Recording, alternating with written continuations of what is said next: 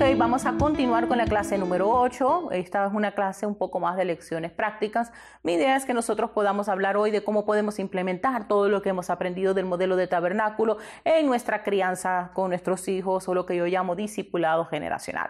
Vamos a tomar esta clase para poder afirmar un poco los principios enseñados a lo largo del curso en una dinámica ahora aplicable a la crianza de tus hijos y menos a la formación discipular de nosotras como hijas de Dios.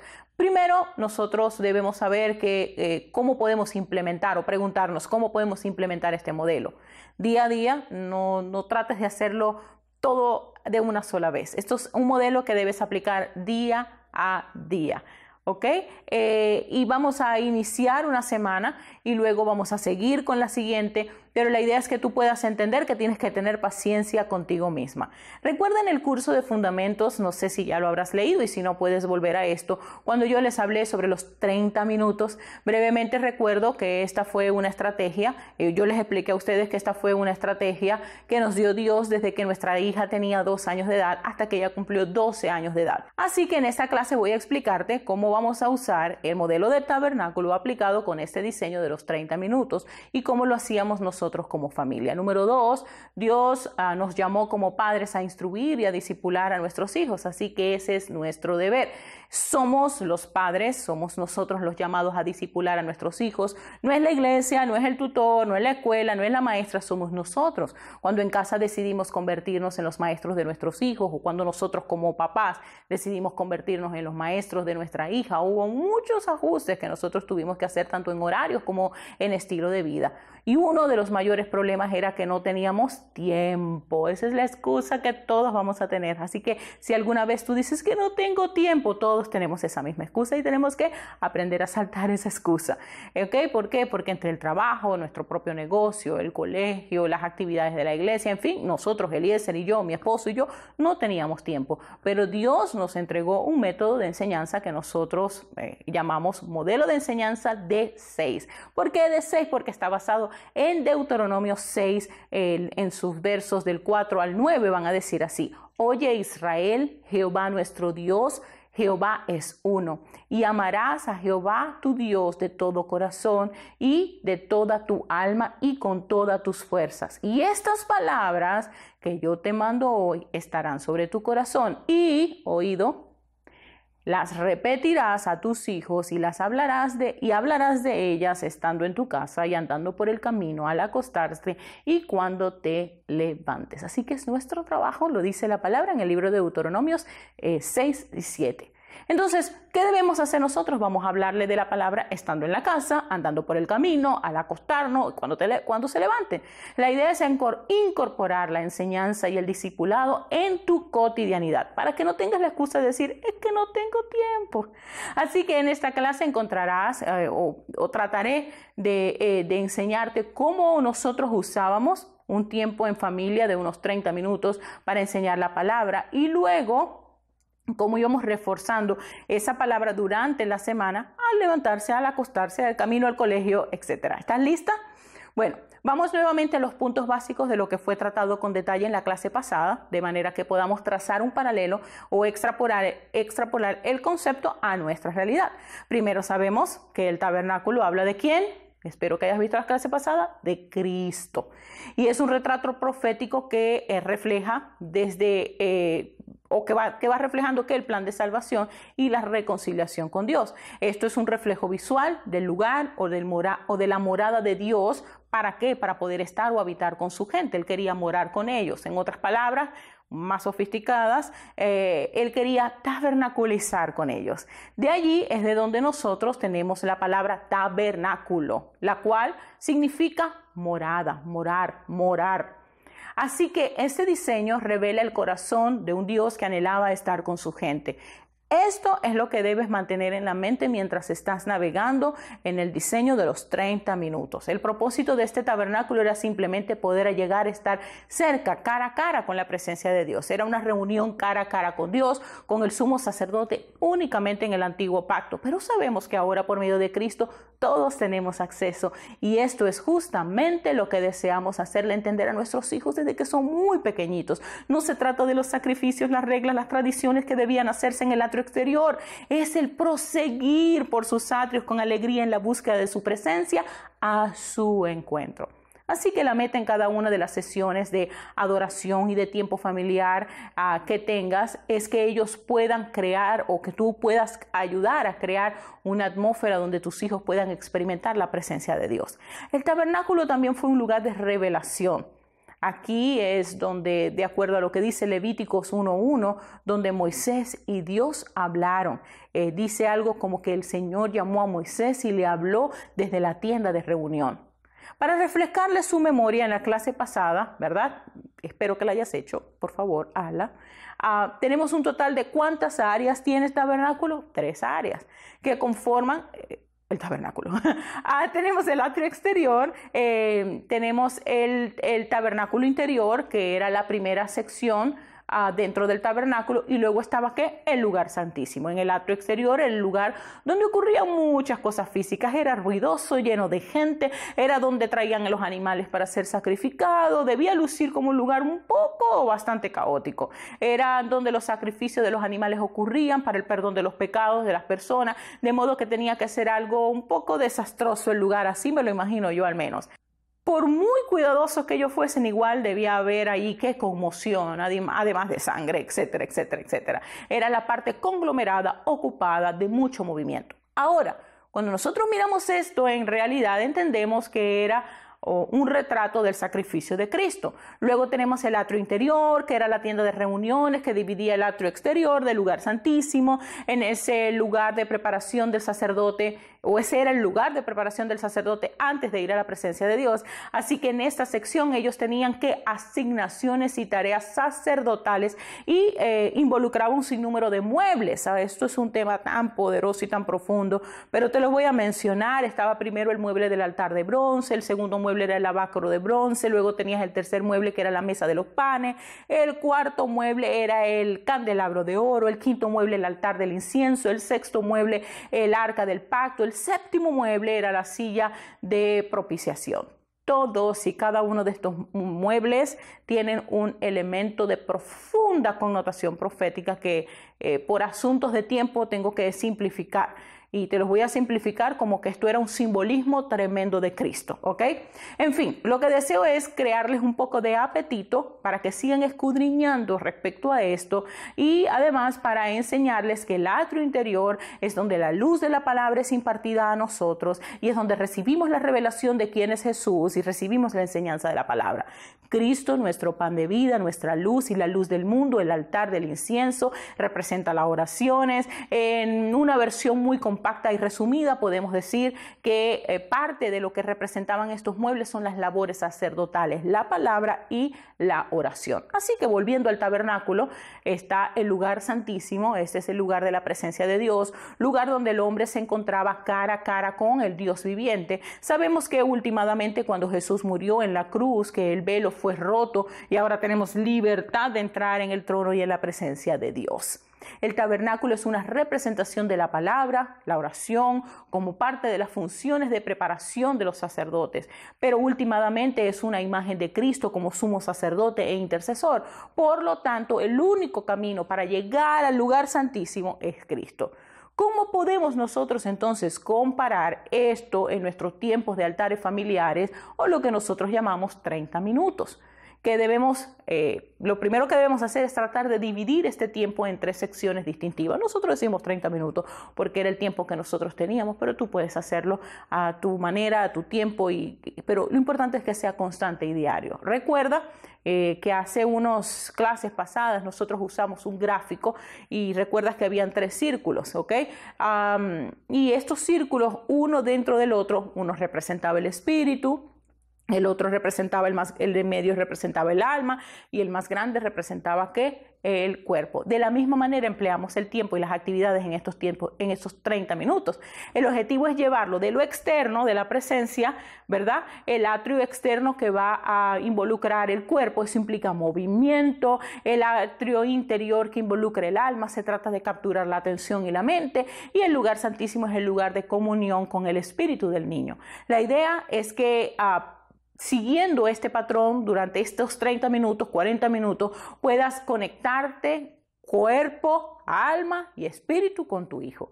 Vamos a darte un ejemplo de los primeros 10 minutos, que representa el atrio exterior. Es la primera fase de tu tiempo de calidad con tu hijo. Así que como en el Antiguo Testamento, que era un lugar de movimiento, mucha actividad, usa mucho ruido, muchas cosas enérgicas, ¿verdad?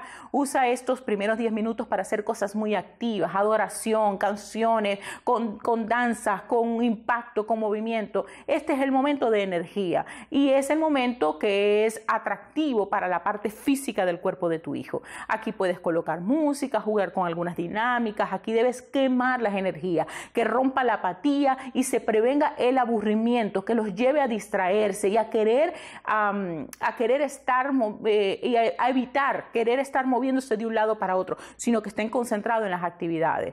Esta es la parte divertida, ¿verdad? Pero también es una parte de adoración. Si ya tu hijo tiene más de 5, quizás vas a necesitar usar canciones que sean atractivas, quizás también para los adultos, que te escuche a ti cuando vas camino al trabajo, música de adoración, y que ellos puedan familiarizarse con esas canciones y las puedes usar.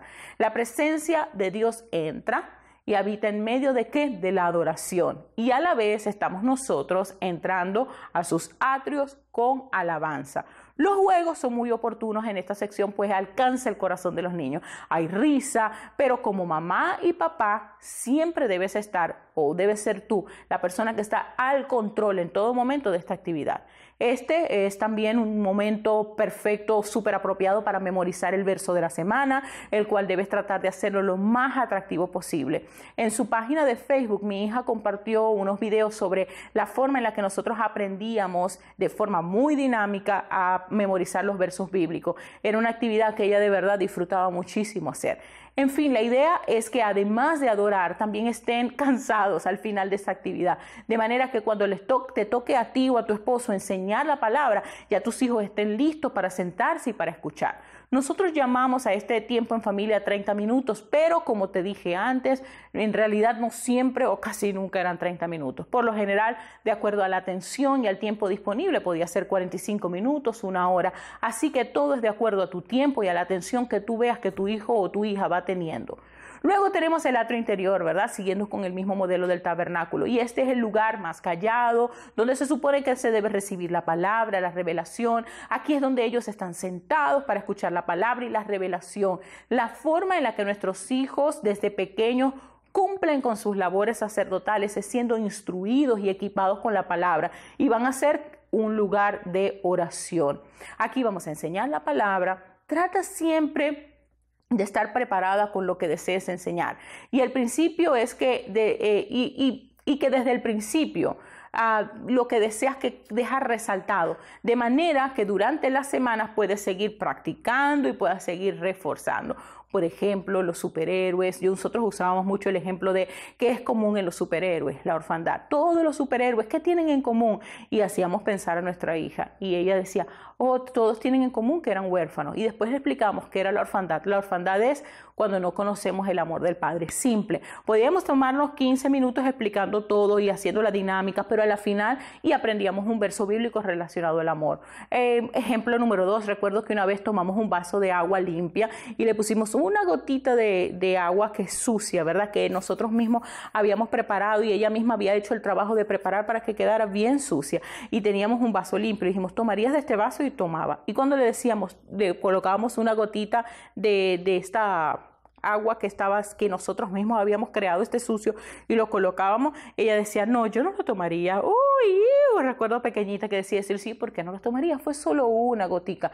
Y ella decía, no, porque está contaminada. Y ahí le enseñamos el principio de que no se trata de que no hago una cosa porque es pecado, sino porque no me gusta poner dentro de mí lo que contamina.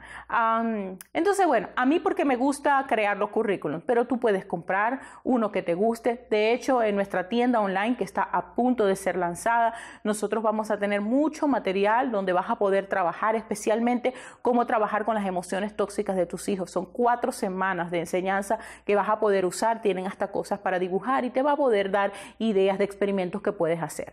Si tus hijos son muy inquietos e impacientes en las primeras clases, para entrenarlos en las dinámicas, les puedes mostrar un reloj y decirles que en el cronómetro se va a detener en los 15 minutos.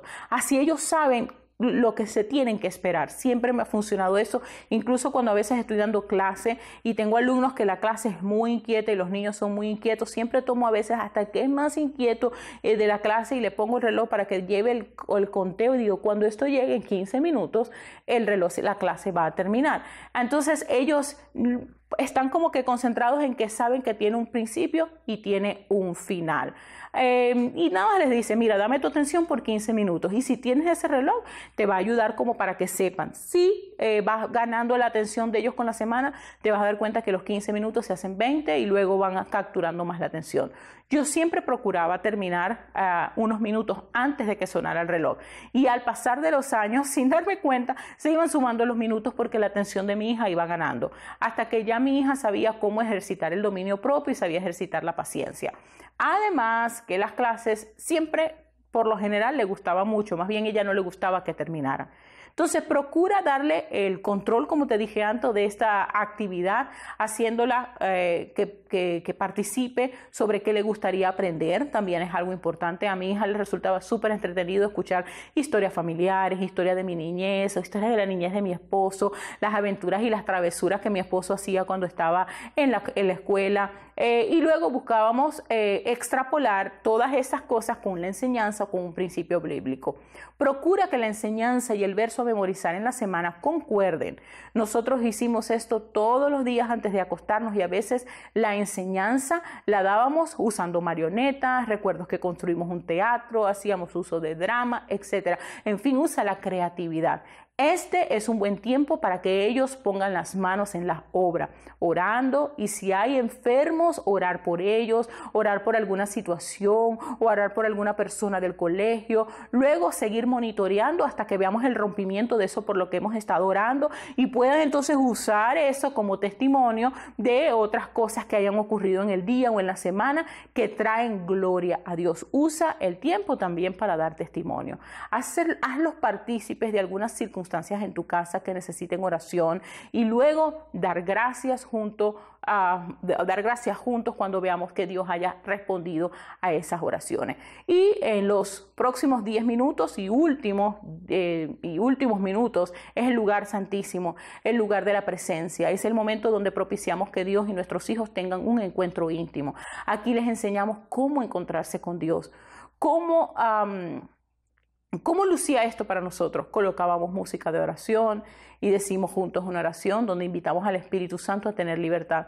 Yo le iba guiando a cómo orar y cómo repetir pequeñas frases, pero que sabía que la hacían vulnerable a querer escuchar la voz de Dios. A veces sus ojos cerrados y yo le leía una lista que fue creciendo con el tiempo de promesas y palabras de afirmación que estaban en la palabra y literalmente yo declaraba esos versos sobre ella. Le preguntaba si su espíritu sentía algo como felicidad, ganas de llorar, si su pensamiento que no tenía, o si había un pensamiento que no tenía antes de comenzar la clase y ahora sí está en su mente, sea de edificación o a veces era de distracción y le enseñaba qué hacer. A veces era un momento que usábamos para perdonar a otros y ministrar liberación sobre alguna ofensa. Allí es un momento donde nosotros también somos edificados y ministradas. Dios nos quiere usar para revelarse a nuestros hijos. Te vas a dar cuenta que para los niños no es difícil moverse en la fe o en lo sobrenatural. Yo diría que es más fácil para ellos que lo que es para nosotros. Es más fácil para ellos de lo que nosotros pensamos.